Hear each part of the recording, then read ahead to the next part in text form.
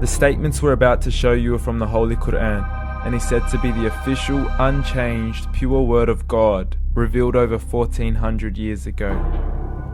Claiming to be the word of God is a heavy statement, and without proof, or if a single contradiction is found within the book, the apparent word of God will be proven false. So without further ado, let's put the book to the test. In the 23rd chapter, titled The Believers, from the 12th to the 14th verses, God is said to give a detailed description of how the human being is formed. It begins by saying, "We then placed him as a sperm drop in a place of settlement, firmly fixed. Then we made the drop into a alaqa." We will translate this word very soon. "And then we changed the alaqa into a lump. Then we made out of that lump into bones. And then we clothed the bones with flesh. Then we caused him to grow and come into being and attain the definitive human form."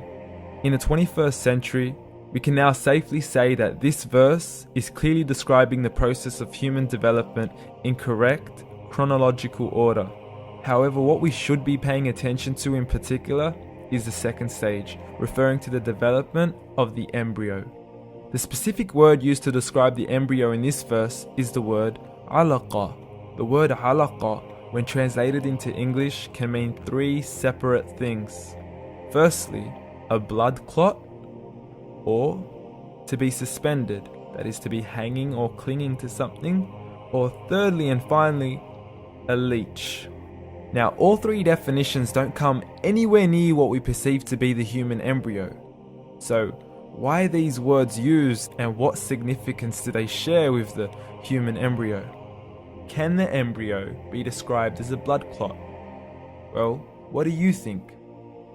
In the third week of embryonic development, a tubular heart joins with the blood vessels to form a primordial cardiovascular system, and by the end of the third week, the blood is circulating and the heart begins to beat on day 21.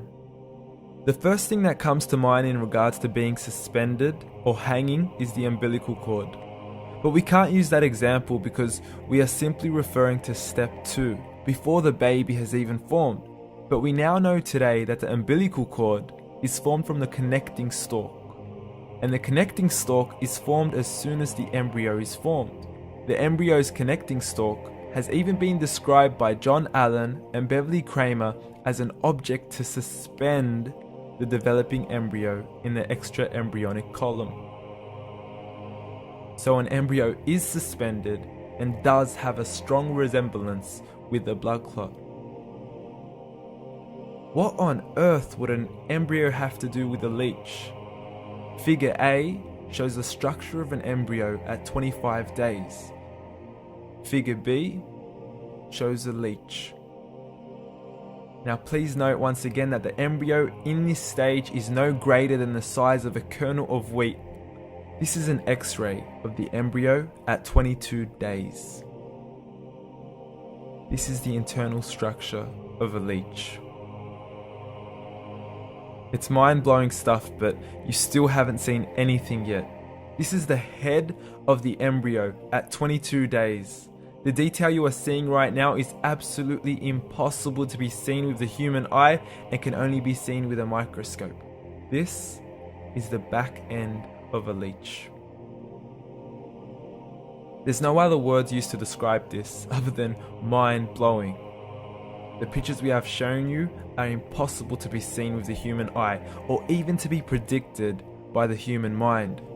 Once again, the verses we have shown you were revealed over 1400 years ago to a man who couldn't read nor write.